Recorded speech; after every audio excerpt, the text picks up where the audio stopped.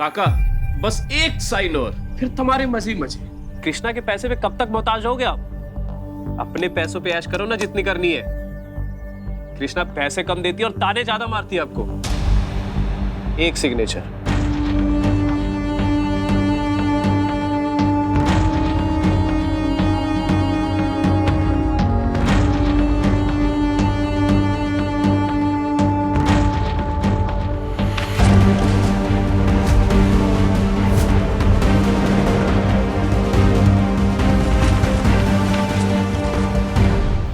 घर के अपने हिस्से का 50%, 20% के भाव में अपने भतीजे शैलेश और आकाश को बेच रहा हूँ।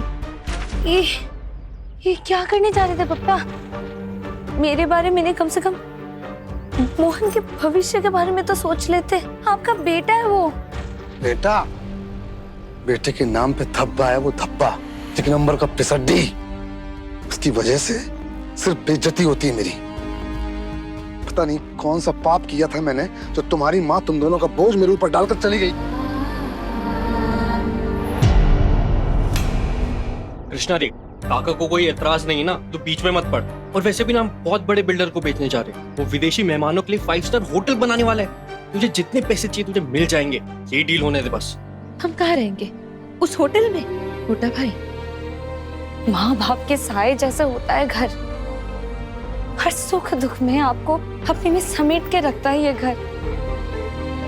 और मैं ये साया अपने मोहन के सर से हटने नहीं दूंगी। उसके भविष्य के लिए है ये घर, और मेरे रहते ये घर कभी नहीं बिकेगा।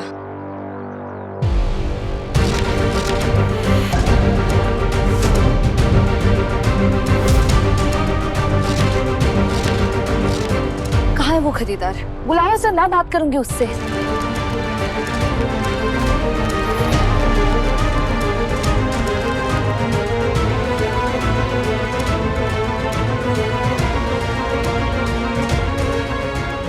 मैं हूँ वो खरीदार।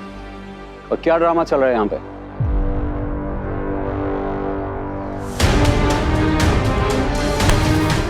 सॉरी सर, मैंने देखा नहीं।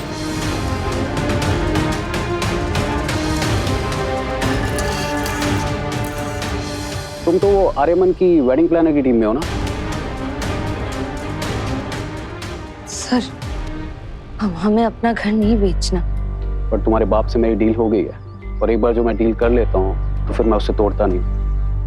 पापा को कागज पत्र के बारे में ज्यादा नहीं मालूम। और ये घर मेरे और मेरे भाई का है, और हम इसे बेचना नहीं चाहते सर। आप तो वैसे भी बहुत बड़े आदमी हो, आपको इससे भी बेहतर घर मिल जाएगा। और मैं करूंगी ना आपकी मदद। मैं पूरा द्वारका जानती हूँ। मैं आपको इससे भी बेहतर प्रॉपर्टी दिलवा दूंगी। पर ये घर नहीं सर, प्लीज। ठीक है, एक शर्त पे ये डील हो सकती है। आप जो बोलोगे करूंगी।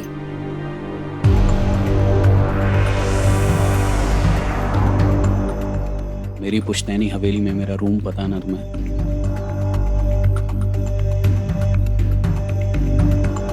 शाम को रूम में आ जाना। तुम मुझे खुश कर दो, मैं तुम्हें खुश कर दूंगा। मंजूर है?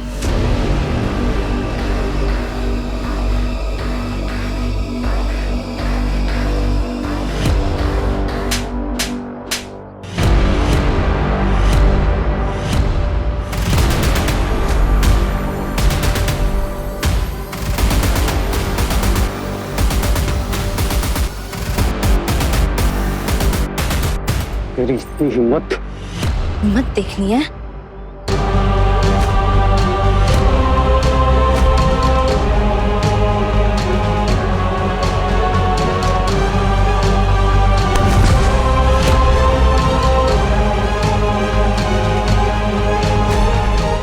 हिम्मत देखनी है तो दोबारा वो बोलो जो पहले बोला था। अगर जुबान नहीं काट ली ना तो मेरा नाम भी कृष्णा नहीं।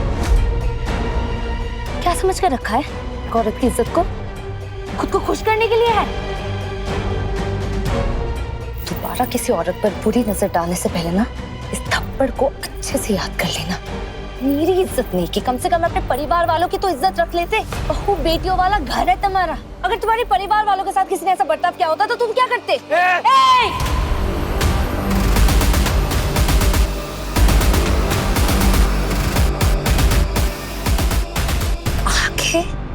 लिहाज नीचे। ये उठाने का अधिकार तुमने पहले ही खो दिया है। एक तुम्हारा भाई लड़कियों की इतनी इज्जत करता है, अरे तुम्हारी सोच, तुम्हारी नजरें इतनी गंदी।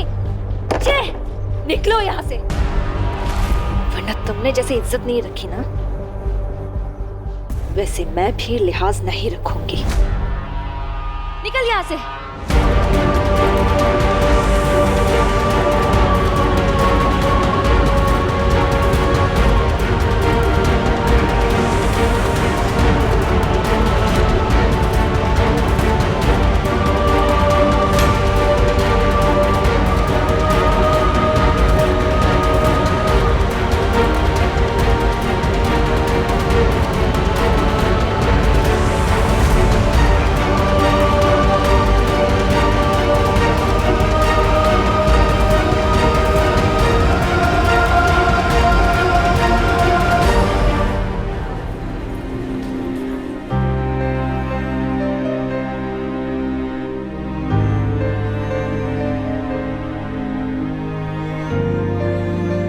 अरे क्या, लेट्स गो, मुझे लेट हो रहा है। Come on, come.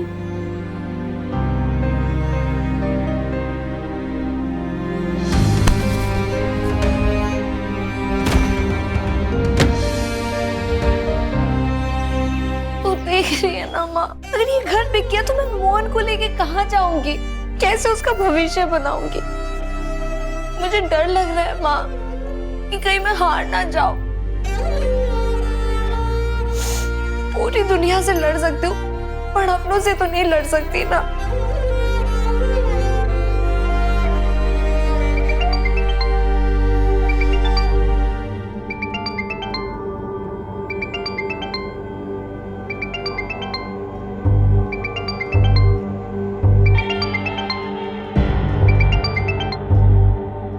हेलो।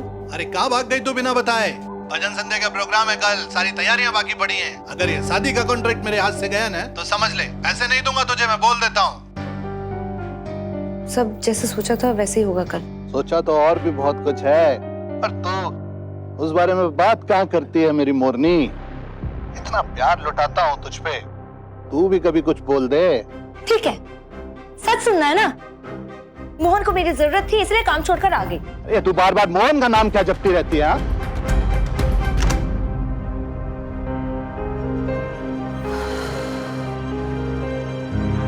उनका एग्जाम खत्म हो गया होगा, उसे लेने भी तो जाना है। कृष्णा, आज तूने हद पार कर दी। मैं आज ही तेरी और पिंकी जी की शादी की तारीख पे मोहर लगा के आता हूँ। मुझे नहीं करनी उस पिंकी से शादी। बहुत जवान चलने लगी है, हाँ? देखता हूँ कैसे नहीं करेगी शादी, देखता हूँ। बस करिए काका, ये बेचारी दिन रात आपके लिए जान जलाती रहती है। थोड़ी तो कदर, थोड़ी तो चिंता करिए इसकी। चिंता? इसको है मेरी चिंता। एक 10वीं पास लड़की के लिए कोई राजकुमार आएगा? नहीं आएगा। ऐसे ही लोग आएंगे घर में और गंदी गंदी बातों के ताने देंगे। अरे बिना दहेज के शादी करने के लिए तैयार है पिंकी जी। शादी के लिए और क्या चाहिए? शादी के लिए प्यार चाहिए होता है पप्पा, खरीदार नहीं। अरे तुम्हें चिंता नहीं करो, जब मेरी शादी ही नहीं होगी तो दहेज भी नहीं देना पड़ेगा ना आपको। और वैसे भी शादी के लिए टाइम नहीं है मेरे पास। मोहन को पढ़ा लिखा कर कुछ बनाना है। उस फिसड्डी को लेने के लिए जा रही है ना तू? क्या? और वहीं से उसको लेके कहीं और चली जा, ताकि तुम दोनों मनहूसों से मेरा पीछा छूटे।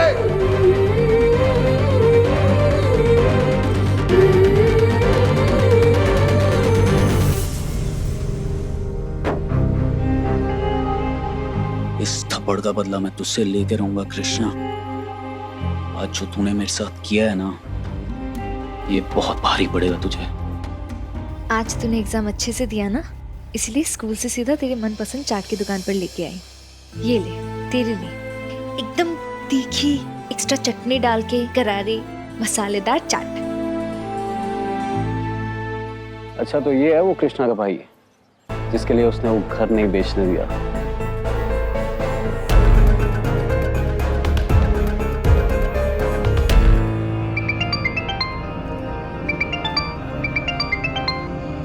एक मिनट आती हूँ, रुक।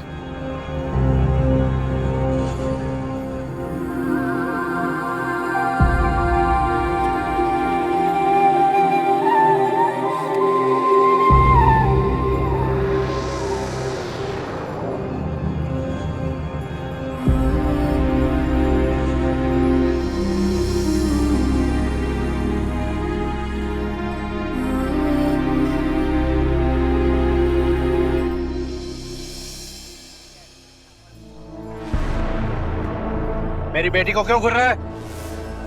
तू क्या खींच के ले? सुनते हो मोटा भाई, क्या हुआ? मेरी लड़की को घूर रहा था। नहीं मोटा भाई, आपको कोई गलतफहमी हुई होगी। मैं जानती हूँ अपने भाई को, वो कभी ऐसा नहीं करेगा।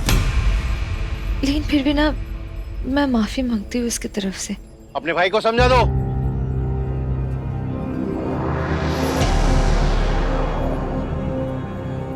तू रो क्यों रहा है? तू चिंता मत कर, मैं जानती हूँ तूने गलत इरादे से नहीं देखा। पर मैं लड़की को देख ही नहीं रहा था। लड़की को नहीं देख रहा था तो क्या देख रहा था?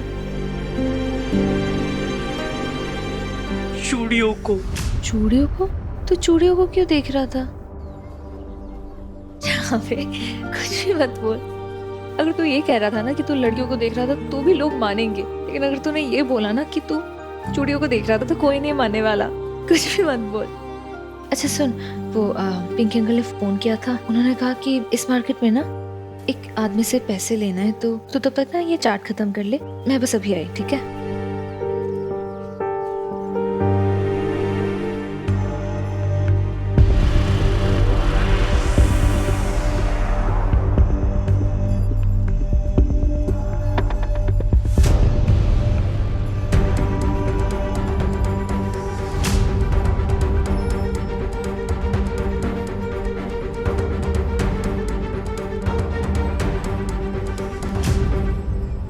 तो एक बात बता, ये चूड़ियां तो खुद के लिए देख रहा था या अपनी बहन के लिए? आपसे मतलब? और आप कृष्णा दीदी को जानते हो? हाँ, हमारे लिए काम करती हो। ये ले।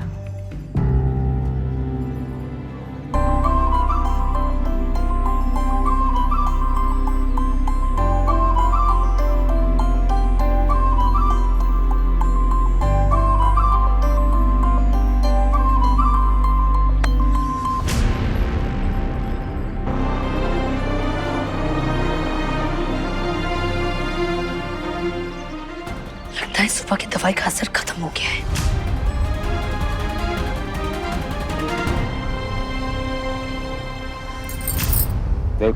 देखो सुनो, तुम मेरे भाई से दूर रहो और मेरे परिवार से भी। पर दीदी ये सिर्फ तुझे चूड़ियां देने आए थे। क्यों? बहन लगती हूँ मैं तुम्हारी? आइंदा मेरे भाई के सामने दिख भी गया ना तो मैं जाके तुम्हारे भाई से शिकायत कर दूंगी। अरे सीखो कुछ उनसे। बड़े भाई भगवान के रूप है और तुम राक्षस। चल घर छोड़ दो।